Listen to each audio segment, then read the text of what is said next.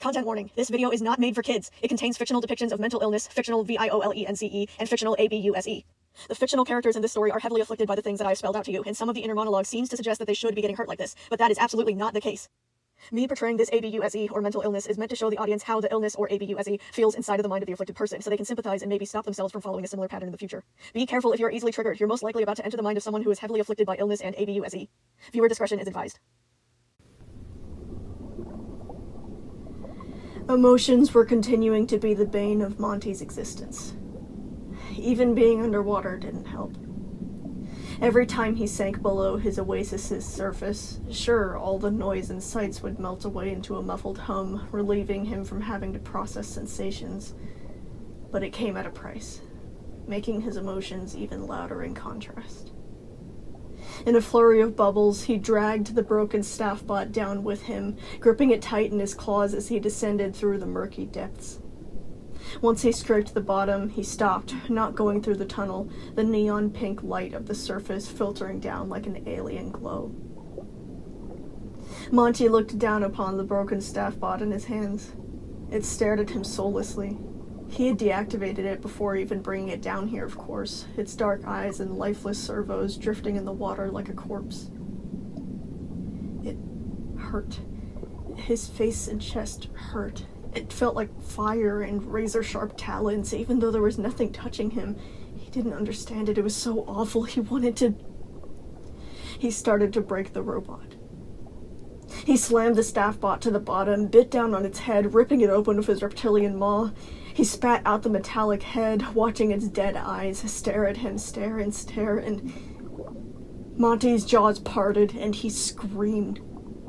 The sound was only a muffled burbling, the water catching most of it. Still, he kept shrieking underwater, ripping up the scrap into shreds, every ounce of energy he put into it draining and ebbing away, leaving him empty and cold. When he ran out of breath, Monty dropped the shattered remains of the staff bot, watching miserably as it sank into the darkness. His chest burned. He kicked up from the bottom, the shimmering surface reaching him all too slowly. Noise snapped back to him as he bobbed his head out of the water, taking in deep, strained breaths to cool himself. But someone was standing there, watching him. Monty yelled in alarm, splashing away from them in some sort of spasm, whirling around to face them. It was his new manager, Lopez, if his memory was correct.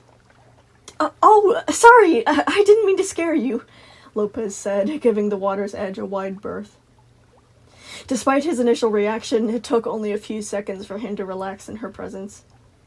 He wasn't sure exactly why. She was very pretty. Maybe that was it. Her glossy, raven-black hair was intertwined from her hairline to the back of her neck in a complicated braid. A dyed pink strip of her hair weaved through the twirls and coils of the braid like a songbird tracing a path through the clouds, that same color misting from her lipstick and feathery eyelashes. The fuzzy jacket draped over her shoulders reminded him of a rosy peach, her shirt and sweatpants displaying varying shades of pale fern green and clay pottery brown, colors that were compounded by the amber stones engraved into her bracelets and necklace. All of it was tied together by her warm smile, carrying the same energy she had brought to him when she was first introduced. He realized after a few moments of wondering how she had braided her hair like that he was staring.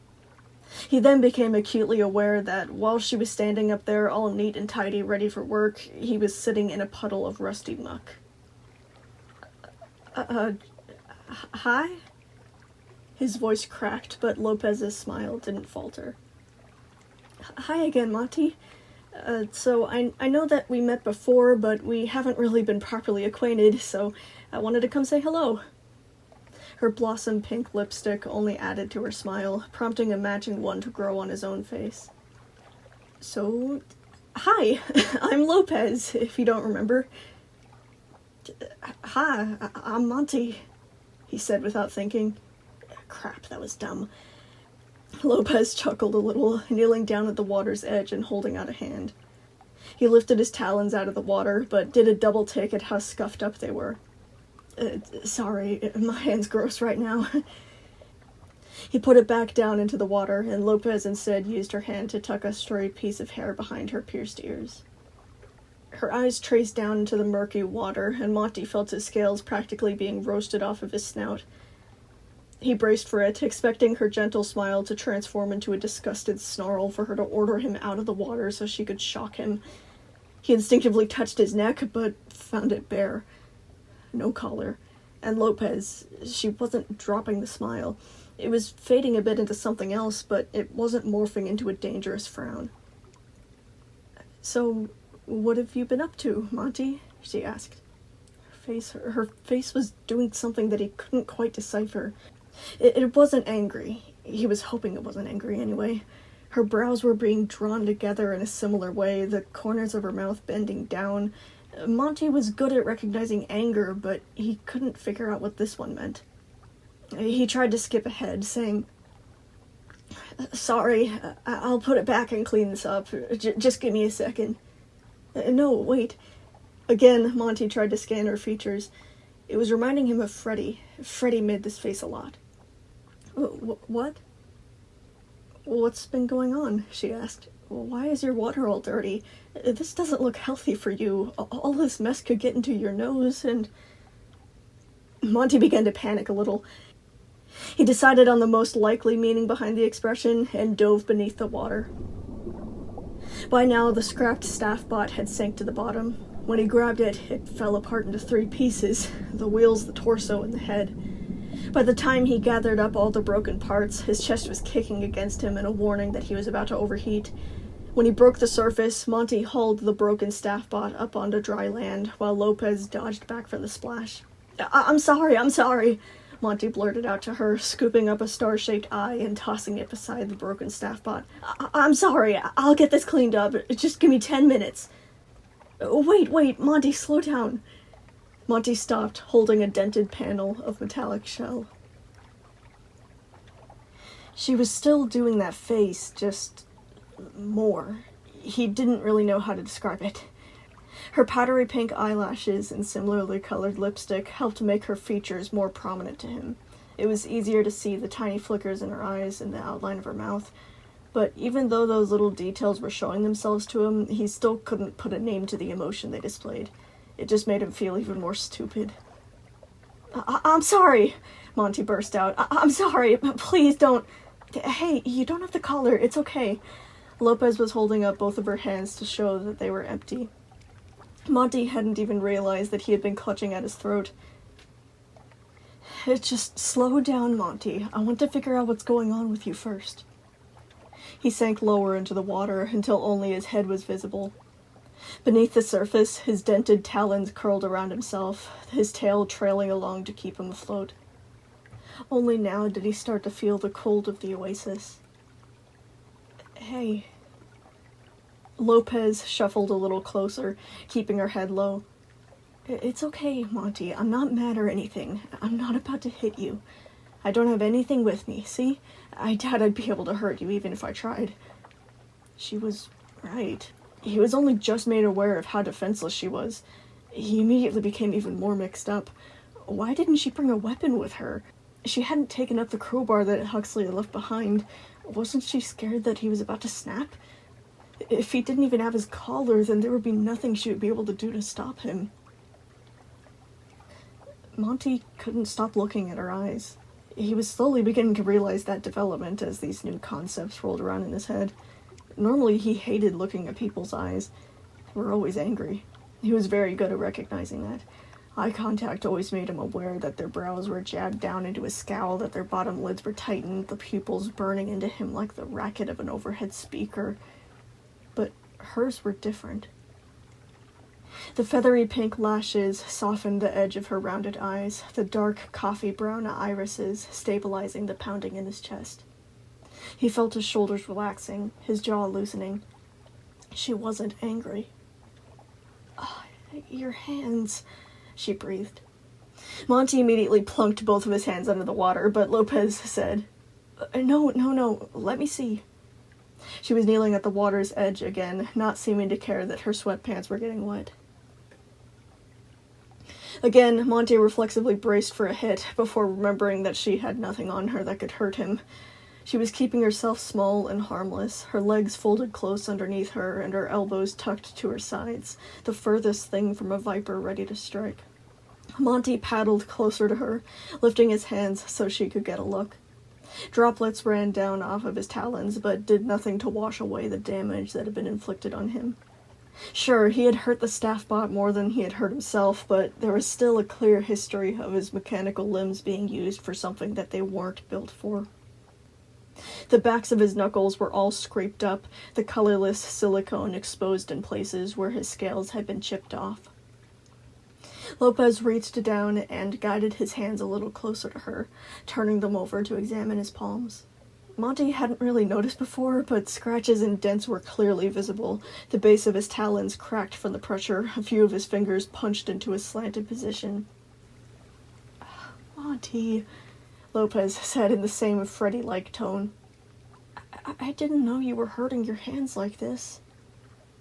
Monty wanted to hide back under the surface, but she was still holding him. Her hands were so tiny compared to his, the full length from the tip of her finger to her wrist, only barely over halfway the length of his palms. They weren't balling up into fists, they weren't curling around the crowbar. They were gentle, warm. He was so unused to this, he had no idea what to do but just stay still. "Your water is all dirty." Lopez moved on to the swamping mess he was swimming in. "This is definitely not good for you. These living conditions are just... Why did they leave you like this?"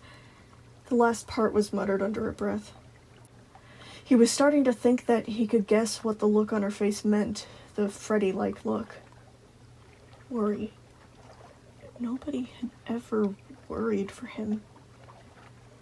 Come here. Get out of that water," Lopez said, standing back up and gesturing for him to get moving. "I've got to start cleaning all this up. You can't be living in this filth." Monty was so taken aback he forgot to keep treading water. After dipping beneath the surface, he kicked his way back up and said, But I made the mess. You don't have to clean it up." "Well, I'm your manager," Lopez said, still waving for him to get out. "I'm supposed to manage your needs, and what you need is a clean place to live." Again, Monty had to remind himself to keep flipping his tail to stay afloat. He had never heard that definition. Lopez headed off in the direction of the garage, lightly stepping around the bunches of fake tumbleweeds and cacti. A shock of ice ran from the tip of Monty's tail up to the back of his neck, but the sensation calmed when he saw her emerge with the various nets that he would usually use to skim the water for extra trash that the filter couldn't pick out. She was wobbling a bit from the weight of the long metal pole, which was understandable since it was taller than she was, but she had her face set in determination, once again waving for him to get out of the water as she took position right beside his oasis. "Okay, I found these. I think they'll do." Wait, I can help," Monty insisted. "This is my mess, and you won't be able to reach the bottom of the pool. That pole isn't long enough." Lopez sighed slightly. Okay, we can both try and clean up. You get the stuff at the bottom, and I'll try to get all this floating muck at the top. Does that sound good?" Monty nodded, paddling up to the edge of the water. She had set down the bundle of skimming nets right beside her feet, and Monty already knew the one that worked the best. He picked out the square one that was wider than his hand, diving beneath the water just as Lopez began to maneuver the pole to scoop up some of the flecks of sandy rust.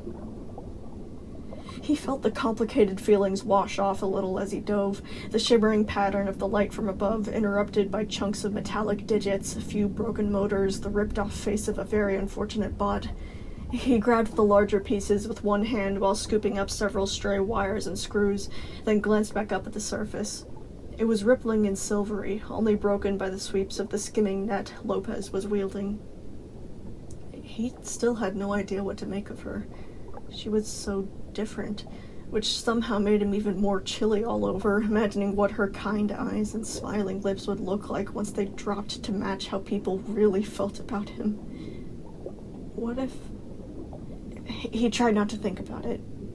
At first he'd been thinking that there was no way that she would be able to match Huxley, but what if she changed? He tried not to think about it. Monty snorted out a few bubbles, his chest fluttering to warn him that he was running out of time.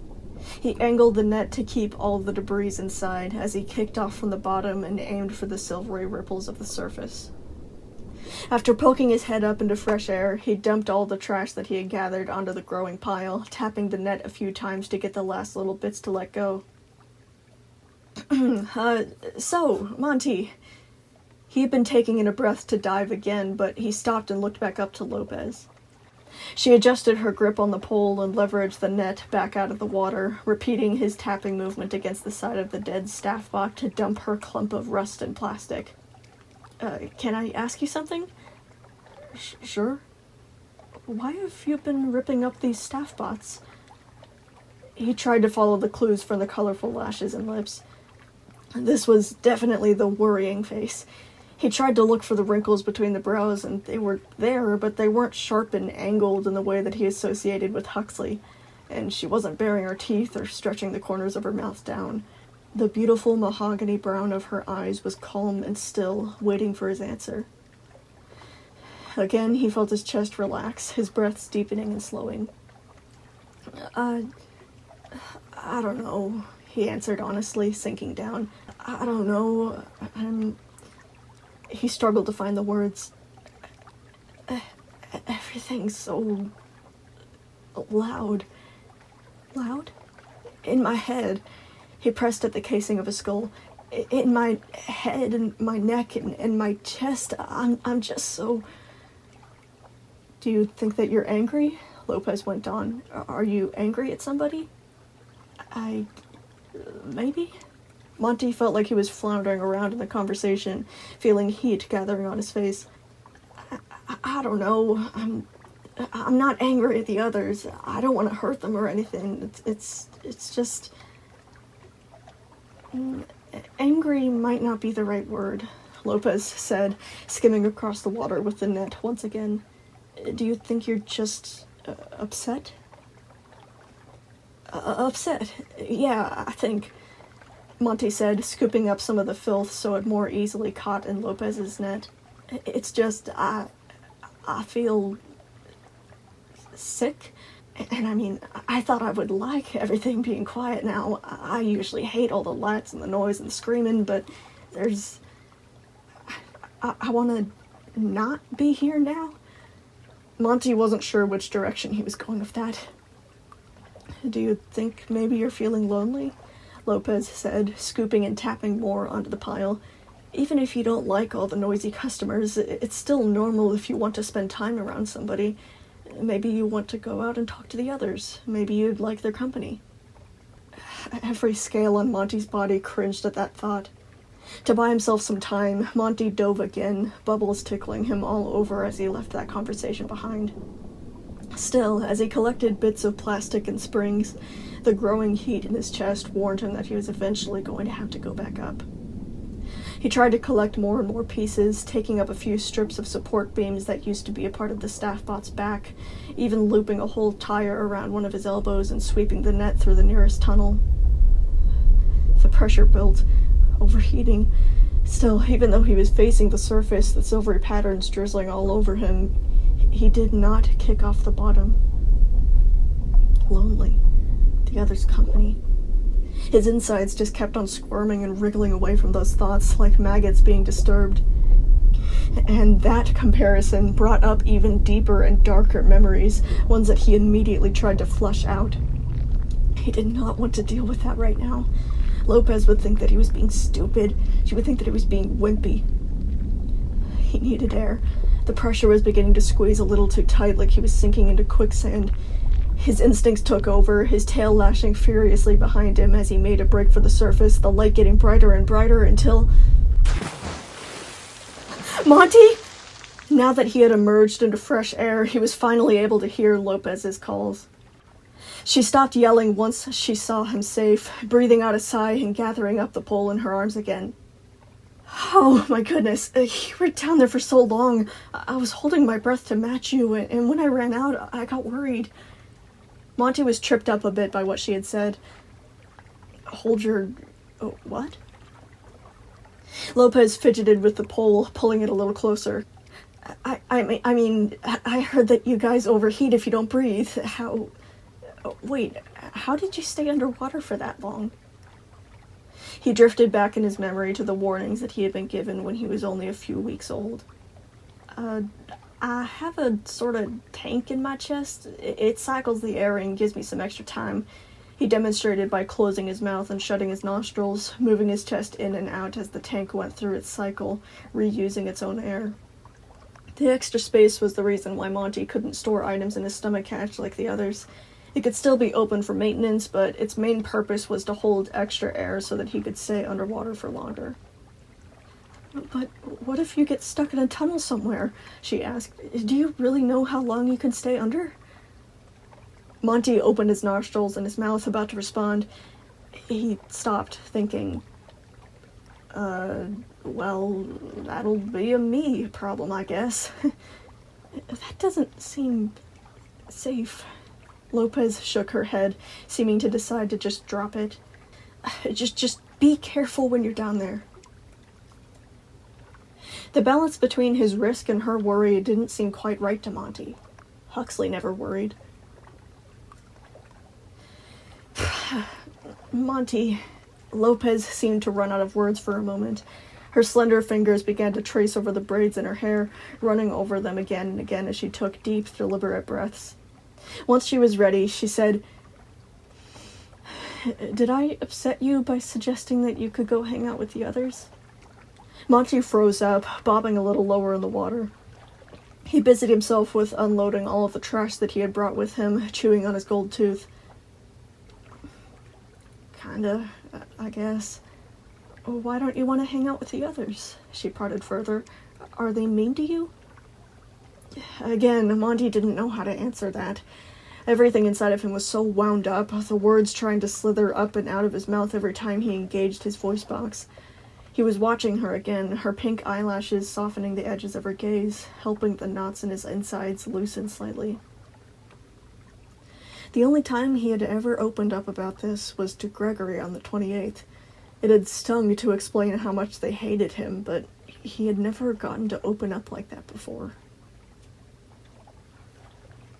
It had felt a little good. It made the weight a little lighter, to at least show someone else how heavy it had all been.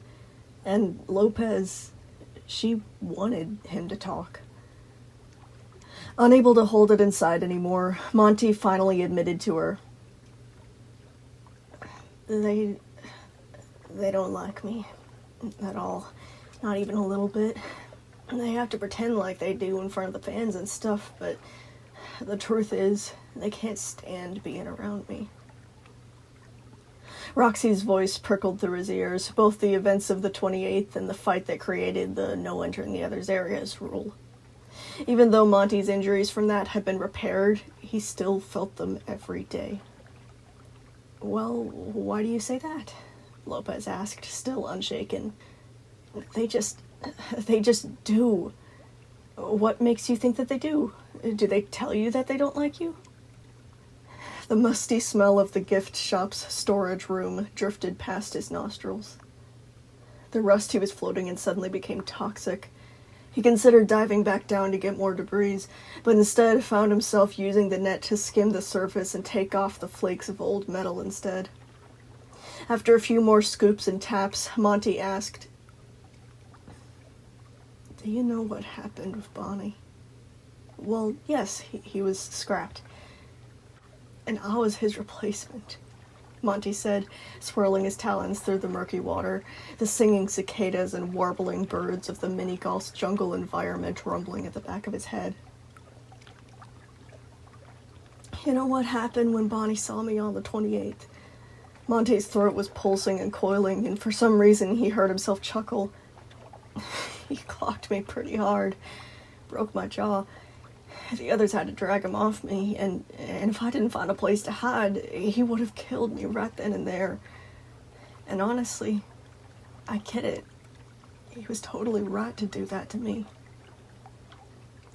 If Lopez had a response, Monty didn't hear it. He dipped back down into the water, corkscrewing his way back to the very bottom. He picked up more trash in the net, but hardly felt the muffled calm of the water around him. A part of him wanted to stay down here no matter how dangerous the overheating problem was.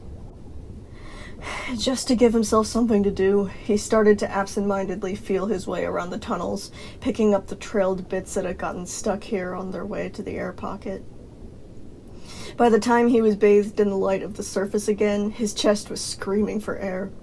His tail stayed limp for a few moments, and he touched the hinge of his jaw that had been snapped off. It had hurt like hell, even worse than the gashes Roxy had left in him during the incident. But even though, on that night, his body had wanted to curl up and just keep screaming and screaming and screaming from the pain, he had pushed himself to keep going. He deserved it. He deserved every second of it. Breathe, breathe, we need to breathe. His head began to blare at him. Swim up, swim up, swim up, surface, surface, surface. Instincts took over like before, and Monty chased the bubbles up towards the silvery sky. Monty? Monty? Like before, Lopez had been yelling his name. He took in several gasps, then tried to play all of that off as normal, dumping more trash onto the pile. It was beginning to resemble a small hill. The staff bot, or what remained of it, lied on its back, leaning against the torn pieces of the engine that powered its wheels. Every surface of the warped metal was marred by talon marks and bite wounds. And the rust. The rust was amplified by the chlorine water of the oasis, completely kicking out the pizza grease he was used to breathing in. Bonnie was still suffering in a state much like this. They were working on getting the funds to fix him, but Bonnie had been in constant pain ever since the moment Vanessa had pulled him up out of that dump. Every time Monty saw him, every single time. Monty, hey. Lopez had stepped between him and the pile of scrap metal, getting as close as she could to the oasis without jumping in. Monty, can you please get out of the water? I don't feel comfortable letting you dive like that while we talk about these things. I'm sorry. Monty hadn't even realized that the lights in his eyes were flickering until he heard his own voice all choked up in his ears. It's all my fault. I'm sorry. I didn't mean to. I'm sorry. I know. It's okay, Lopez said. You can tell me all about it. Just please get out of the water first. I'm worried for you. Lopez was teetering at the very edge of her balance, in danger of falling in herself. Just to avoid causing an entirely new problem, Monty did as she said, crawling up onto dry land, dripping miserably onto the fake sand. Here, step a little further, Lopez said, guiding him along. Monty just followed, his tail dragging, gripping at his face as sobs kicked their way out. They stepped onto the racetrack, leaving the desert brush behind him. The checkerboard finish line was laid out only a few meters away, the unused race cars and empty stands only making the desert backdrop blander and emptier than ever. Monty tried his best to wrangle down his wildly shifting emotions. He manually clamped his mouth shut, his shoulders jolting a few times as he struggled to breathe through his nose. Once things had evened out a little more, Monty found himself picking at the end of his drooping tail, wincing in anticipation. I'm sorry for crying, he whispered. No, it's okay, Lopez reassured him, holding both hands out but not touching him. It's okay, that's the whole reason why I'm here. It's literally in my job description. Do you want to tell me what's going on? Again, Monty hesitated, his talons digging into the decorative studded bands set in his tail. Instead of saying anything, he shook his head. You don't want to tell me? You might start hating me too, he mumbled. No, Monty, I don't think you understand how this works, Lopez said. She had moved to look him in the eyes, but instead of finding hints of frustration or repulsion, her expression was similar to the worried one. She was still keeping up the smile, holding her slender hands over her chest as she said, I'm your manager now, and I'm supposed to be helping you through this sort of thing. If I'm going to throw a fit and give up, what am I being paid for? There was a stretch of nothing, the abandoned raceway not even bothering to give a cheap, non-copyrighted soundtrack to cushion the silence. I want to try and help you, Lopez went on. I know you've had a really rough time, and not a lot of people have been able to get through to you, but I stepped up because I want to try. Unless you admit that you assassinated the president or something, I'm not gonna just leave you alone like this. Monty snorted, surprised to hear himself laugh. Again, her deep chocolate brown eyes put him at ease, letting him loosen his hold on his tail. I mess everything up. The thing Bonnie did, I deserved that. Why do you think you deserve that? They ripped Bonnie away, plopped me in his place, and told the others to act like nothing was wrong, Monty said, throwing his arms up. There's no other way to put it. They were hurting so bad, and I was just there, standing in his place, not living up to even a sliver of what he meant to them, and they were forced to just keep smiling. It was all my fault. Monty could not stand in one spot during all of that. He had begun pacing without really realizing it, the black grit of the racetrack sticking to the bottoms of his feet with each stamp. He expected Lopez's voice to be rising of his, to wrestle against him and beat him down until he shut up.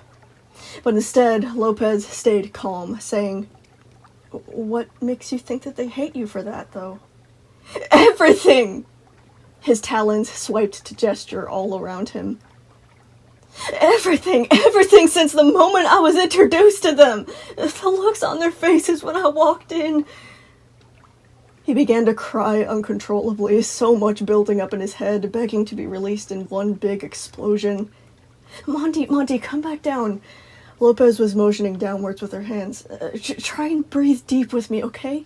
Do you know how to do that?" "But..." I know. We're going to keep talking about all of this later," Lopez said. "I just want you to breathe for a second so we can work this out, okay? In, out." He didn't follow her demonstration at first. "Come on, Monty, you gotta work with me here. In and out, with me this time." Monty followed her, even though he felt a little silly. In, out. After a few repetitions of that, things were getting a little clearer. A little. Monty pulled his arms back into his body, trying to sort through the hurricane that his thoughts had become. What was it like to be introduced to them? What did they say? She prompted. "I was born in parts and services. I remember waking up in there with all the technicians and everything, and they told me what my name was, where I was, what I was built for. They were telling me that I was a replacement, but I don't know, it was something about the way that they explained it while training me. I thought that things were going to get better once I met the others. I thought that I would be filling a place that they wanted to be filled. I thought that since Bonnie was gone, they would all be excited to have me take his place. I guess I didn't read the room properly or something. I thought that once I met the others, once I met Freddie, that I'd be settling into a happy family. I thought I was going to be Freddie's new partner, that I was going to get to play awesome songs with the rest of the band, and things were going to be just like they were in the new advertisements." The air seemed to leak out of his mouth, trying to stop him from saying the next part. "And then I was introduced to them, and..." Monty came to a full halt, like he had hit a thorn-filled thicket. Lopez stayed patient until he gathered enough steam to keep going. "Chica..." She started crying. She ran off the second she saw me. And Roxy just started hollering at me. She was so mad. Every other word was censored by our language filter. And Freddie, he just started breaking down. He was having a panic attack. And DJ, he was yelling too. He was yelling, "You can't do that. You just can't do that. Give him back. Give him back." Monty tried his best to get control of himself, physically holding his jaws shut until things stabilized. It was horrible. "That does sound horrible," Lopez said, still keeping her distance.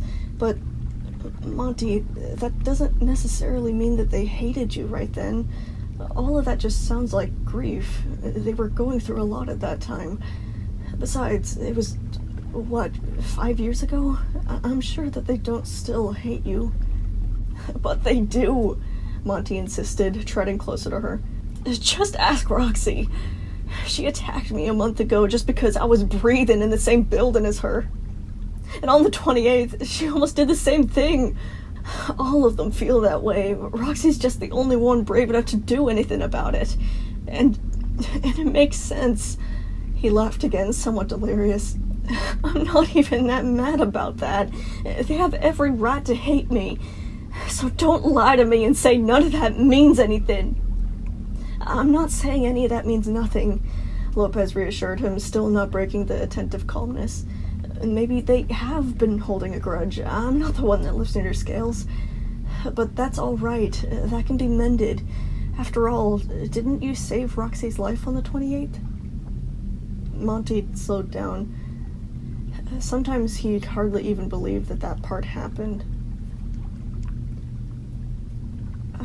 Well, yeah, I guess. Maybe she's ready to turn over a new leaf, Lopez suggested. I mean, there was a lot of adrenaline running through you guys at the time, but you proved that night that you still care about her. She can't possibly still think that you're all bad after that. That thought made Monty feel weird inside. It didn't really seem that big of a deal to him before. In that moment, he was just doing what he felt he should do. Roxy didn't deserve to die. Do you think I'm right? Lopez asked. You think you can talk to Roxy about this? He made a face. If you think you're not ready for that, you can tell me, Lopez reminded him. Tell me if you think I'm going too fast. Monty couldn't help but grin, scratching at the back of his neck with a sigh.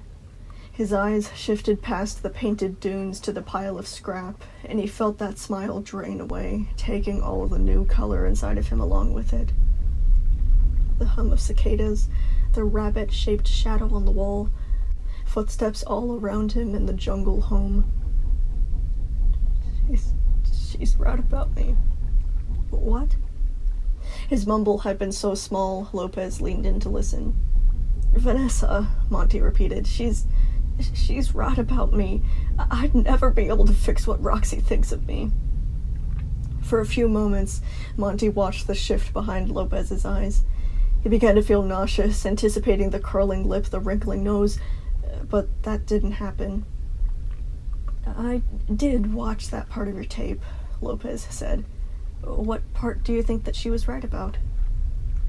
I'm violent, Monty said outright. I deserve to be. He shook his head, taking a few dazed steps back. He breathed a little harder, asking her, Wait, what? Why are you here? What do you mean? Monty looked all around, not sure what exactly he was searching for. The sharpness of his surroundings returned, each individual blade of dry grass, the glinting of the rattlesnake's yellow eyes, the grit of the racetrack tracing through the winding bends that circled the quiet oasis.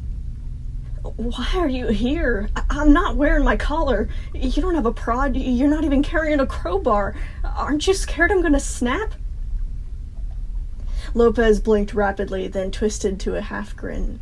I mean, should I be worried? No, Monty said. No, Monty said quickly, backing up even more. No, just, aren't you scared of what'll happen? Look what I did to that staff bot. I ripped it to pieces, and we've only met for, 5 seconds before this. How do you trust me that much already? Lopez seemed to consider that, tilting her head from side to side and staring up at the turquoise blue sky painted on the ceiling. Maybe I'm just kind of dumb, Lopez said. She started laughing then, but Monty couldn't really follow her into it. Instead, he only grew even more bewildered. Haven't you heard of what people have said about me? All I know how to do is break things. All I do is scare racing kids all day, then rip up staff bots all night. He pulled his talons to his chest like they would leap out and slit her throat on their own accord. You shouldn't even be here. Lopez had stopped her laugh at this point, quickly switching to, Wait, Monty. No, I'm not gonna breathe. That won't fix it. It felt like fire ants were marching beneath his shell, every scale seeming to shudder against its neighbors in urgency. You shouldn't be trying to help me. I don't deserve to be helped. The others would be better off without me. His claws, they kept on clenching shut, marking indentations into the fingerless gloves that made up that part of his costume. His talons wanted to dig into something, to tear it apart, to crush it and break it and rip it to shreds. Another part of him flared as a reaction to that, the repulsion surging through him. I'm doing it again! He hit himself in the jaw like that would change anything. Come on, why am I always doing this? Why am I yelling at you? You're the only person who has ever given me a chance, and I'm throwing it away. Because of course I am. Of course I'm ruining it. That's all that I know how to do. And that's all that I've ever done since the moment I was born. Just break everything and everyone around me. Why don't you get that? I'm gonna hurt you. Why are you still standing there? Why? He panted hard, his tail lashing across the grit, claws digging into the side of his face. She was doing that face, the Freddy face, worry. A few of her fingers held her mouth, her eyes glossy, her other hand curled around her middle like she too was trying to keep herself together.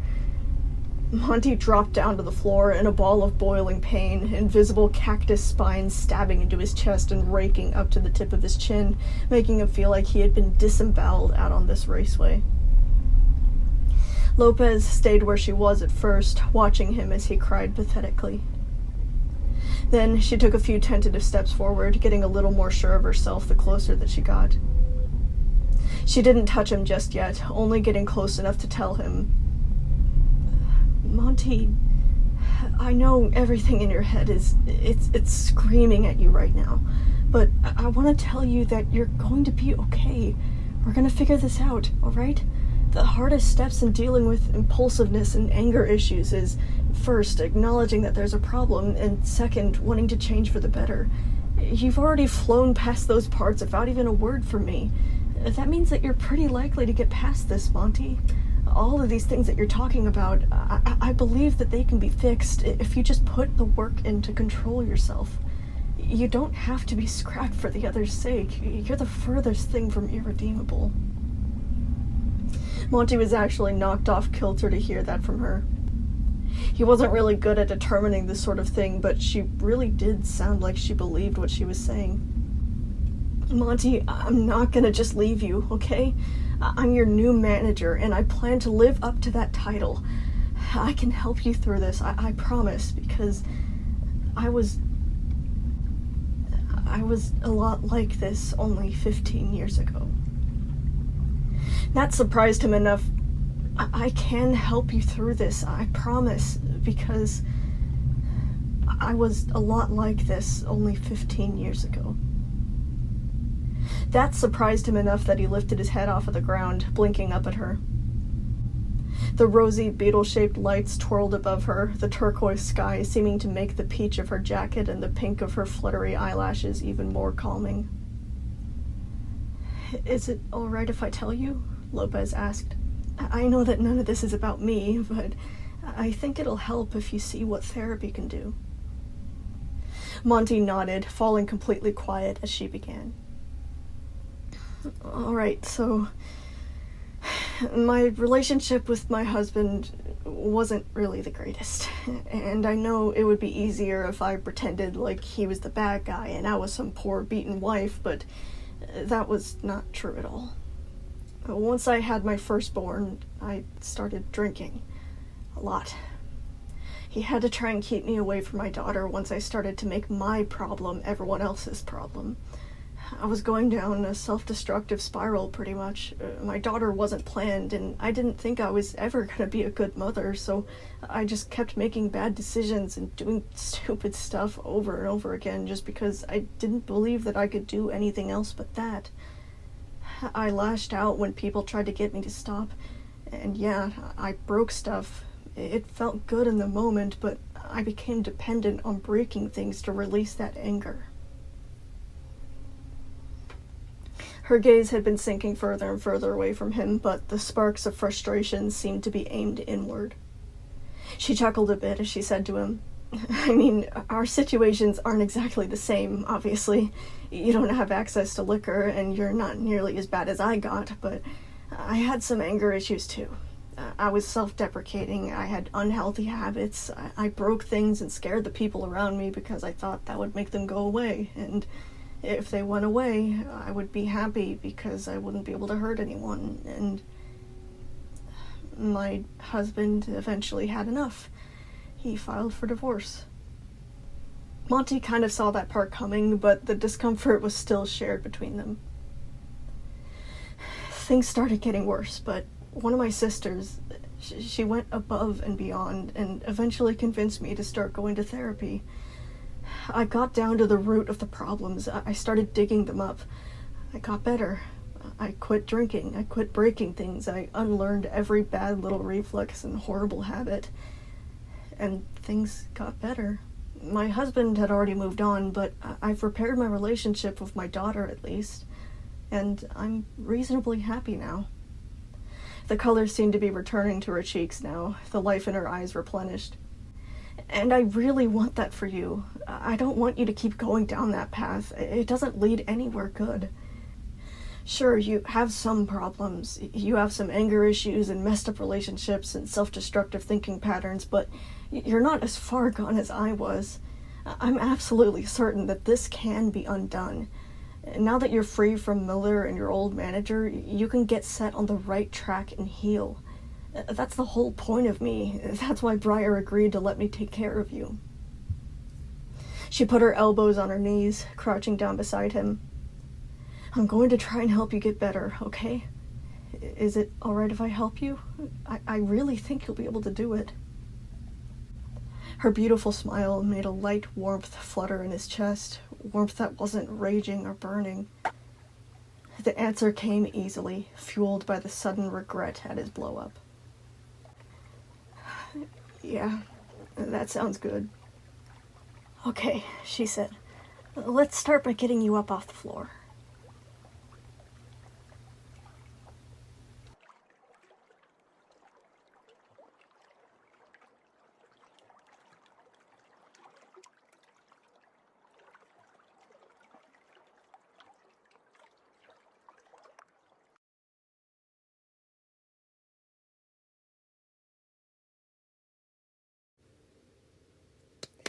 Woo! Therapy for Monty! Okay, so, sorry for this episode coming out a little bit later, but I finally got monetized! I realized that, since this episode was supposed to come out last Saturday... Oh, hello, kitty! Oh, my cat's in this closet. I didn't know you were taking a nap in here. I'm so sorry. Okay, anyway.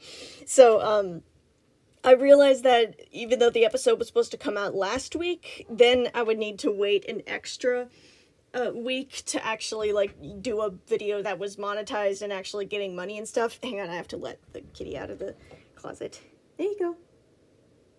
So I decided to push it back a week so that then I would get out of demonetization jail and I would be able to, make money as soon as possible. So that's why I delayed this episode a little bit. But anyway, the next episode should be coming out pretty soon. Now that I'm monetized, I'm going to be, prioritizing getting edit stuff done. Because, I've been, taking time for other projects sometimes, doing a little bit on the side because I'm like, well, I have 2 weeks to do the episode, so I don't have to work 100% of my power all the time. But now that I'm monetized, I think it would be a good idea to speed it up. But then again, I don't want to promise anything because then you'll get all excited and stuff. But, the very longest that this next episode should be about 2 weeks, and then 3 weeks if something terrible happens. But I will be trying to quicken the pace now that we got monetized and stuff, and it's more worth it, quote unquote, in my life to be spending more time on this. So anyway, I think that's about it. Look out for the next episode. Oh, wait, almost forgot. Remember to like and comment and, talk about your favorite part and maybe share it with one of your friends because, I have a pretty small channel and I haven't really gotten the growth that I've wanted. So it really, really helps me out if you just take a few minutes out of your day to do those things. So thank you so much for your support. I am so excited to get this project going again. So, yep, I think that's about it. I love you guys. Bye. Woo!